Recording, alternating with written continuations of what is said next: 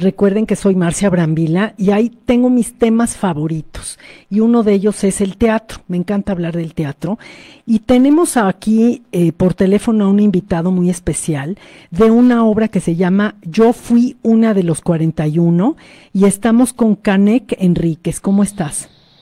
Hola Marcia, muy bien, muchas gracias. Gracias por el espacio y mil disculpas por no estar presente, pero aquí estamos con toda la energía. Pues me la deberás para otra vez, ¿cómo ves? Claro que sí, claro, claro. Bueno, mira, vamos a hablar de una obra que además tiene muchísima historia, que es un monólogo histórico que habla del baile de los 41. A ver, platícame un poco para, digamos, que el público se vaya adentrando en lo que va a ser esta obra de teatro. Pues en 1901, aquí en la Ciudad de México, en la calle, en la cuarta casa de la calle de La Paz, que actualmente es Ezequiel Montes, muy cerca del Monumento a la Revolución, hubo un baile donde había 42 personas, 42 hombres, la mitad vestidos de hombres, la otra mitad vestidos de mujeres.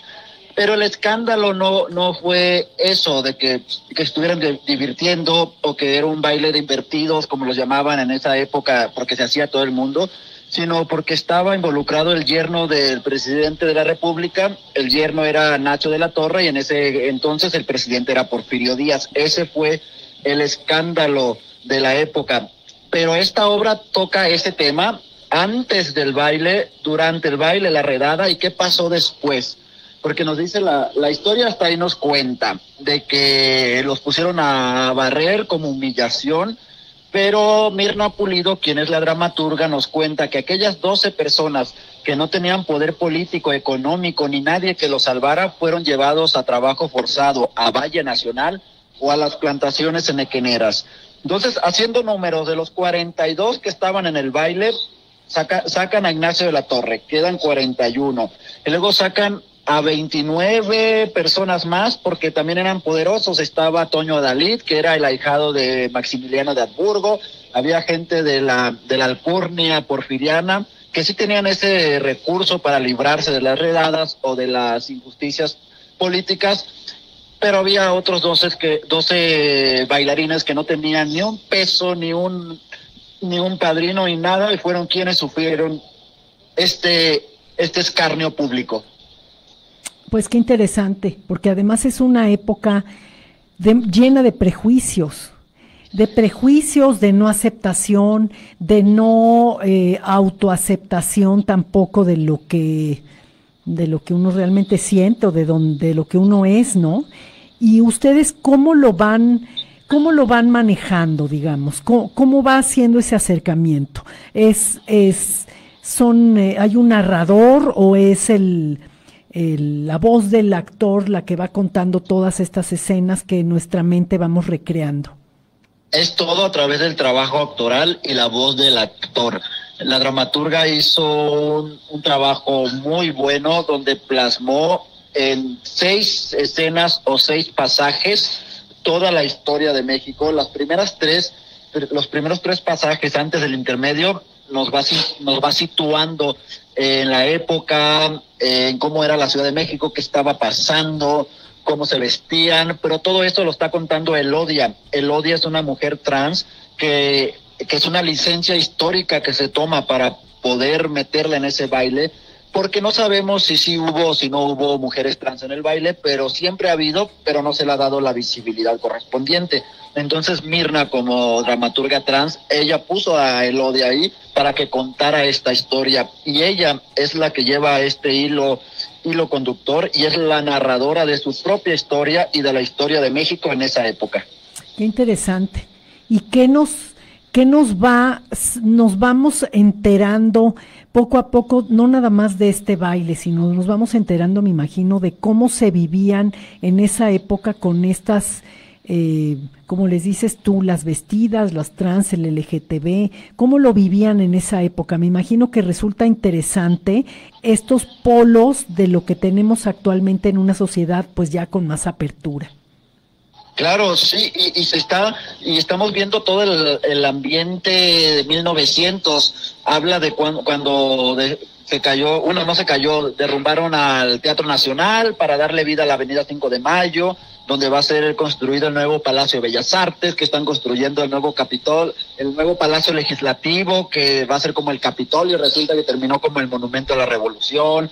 O sea, nos va metiendo a la época y cómo Elodia se va descubriendo de Javier de Jesús a esa mujer que está representando, y cómo al momento de ser llevada a Valle Nacional le quitan esa dignidad porque la ponen a trabajar como hombre, como lo que ella había abandonado, la regresan ahí. Ay, qué interesante. Oye, y esta Elodia y toda esta historia de la que estamos hablando, ¿cómo está vestida en el escenario? Es decir, ¿tiene iluminación, tiene música, tiene utilería,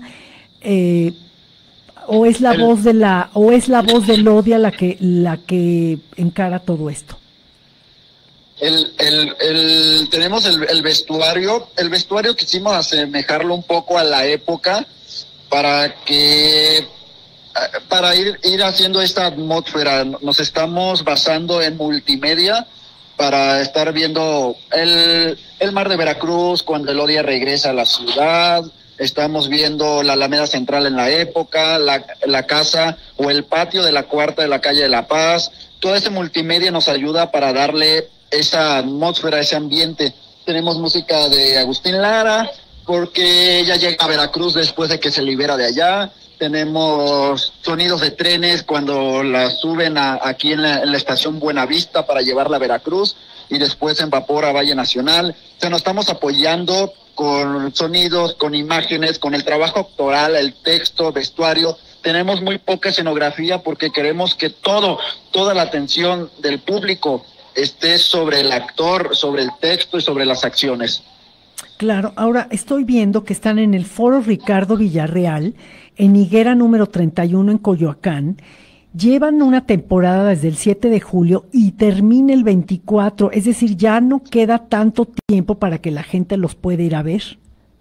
Así es, esta es nuestra cuarta temporada, nos aventamos 5 meses y nos quedan solamente 2 viernes, el viernes 17 y el viernes 24 de noviembre a las 8 de la noche, y cerramos este año con Yo Fui Uno de los 41.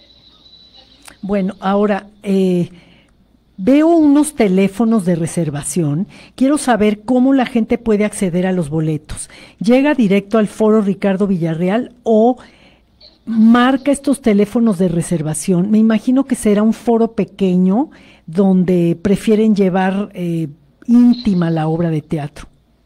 Sí, es un foro que le caben como 80 personas, pero a mí me gusta que haya de 40 a 50, para que el público esté a gusto, esté tranquilo. Los boletos los puede comprar en Boletópolis, en la cartelera de teatro, en Teatrando o en uno de los teléfonos que está ahí, que es mi WhatsApp, al 55 60 66 60 47, o llegar directamente a taquilla y le hacemos válida la promoción. El chiste es que la gente vaya, la disfrute y que nos acompañe en estas últimas 2 funciones.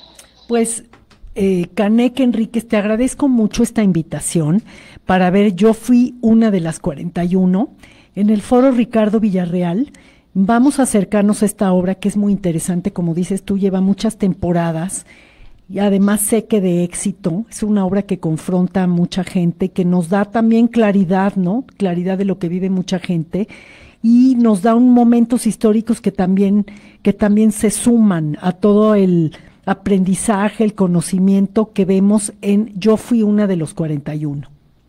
Así es, y siempre lo digo, no es una obra LGBT, es una obra para toda la sociedad, es una obra histórica plasmada de historia que puede verificarla. Todo lo que se escribió la dramaturgia puede ser verificado en los libros de historia o en los libros no oficiales de historia, porque se cuentan cosas que muchos no sabemos, pero que sí pasaron. Pues te agradezco mucho, Canek, por todo esto que nos estás diciendo, y estaremos pronto ahí viéndolos en estos 2 últimos viernes. Te agradezco mucho, sí, que tengas una bonita tarde. Los espero, también estás invitadísima y muchas gracias por el espacio. Muchísimas gracias a ti y hasta luego. Hasta luego. Pues ya oyeron lo que es Yo Fui Una de los 41. Es muy interesante observar este tipo de de obras, que además tiene mucha historia que está atrás de todo esto, que además es una manera de aprender de una manera diferente.